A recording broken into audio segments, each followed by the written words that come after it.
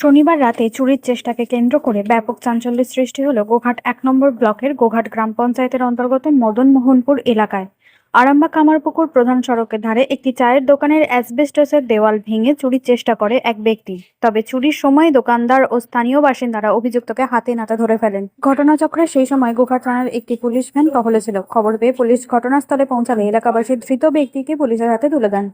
জানা গিয়েছে অভিযুক্তের বাড়ি ওই এলাকাতে।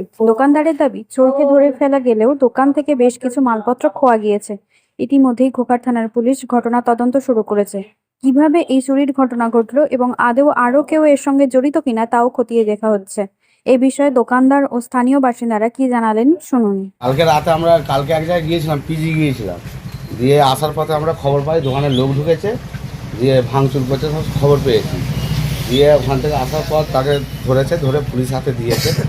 এসে দেখি সব তয়নস হয়ে পড়ে রয়েছে খুলে। কি গেছে আপনার? সিলিন্ডার সব ছিল, সিলিন্ডারটা নেই। ওভেনটা জলে পড়েছিল, ওভেনটাকে পেয়েছি।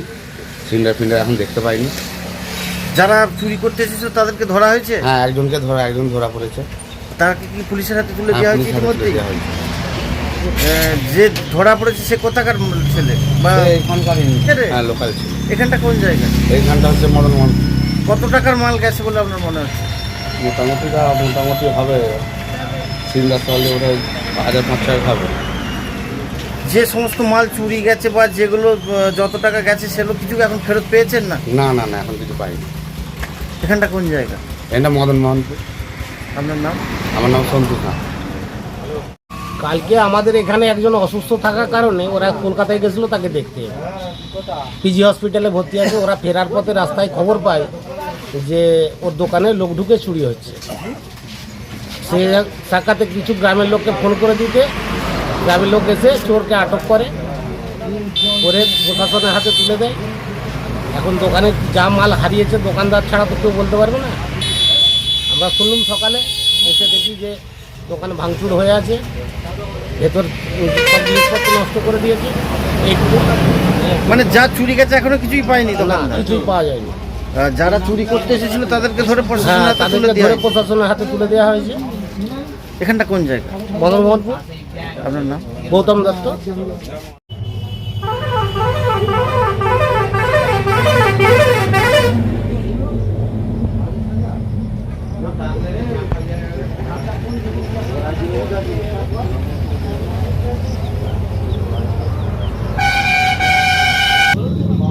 সব বার করেছিল মাল ভরতে মানে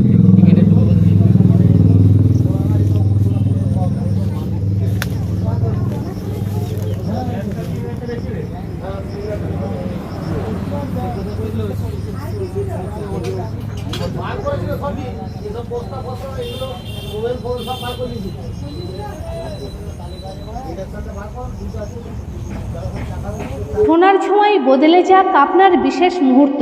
বিয়ে, অন্নপ্রাশন, জন্মদিন কিংবা যে কোনো উৎসব ও উপহারে আপনার সাজকে আরও রাজকীয় করতে নিয়ে আসুন সেরা গয়নার সম্ভার।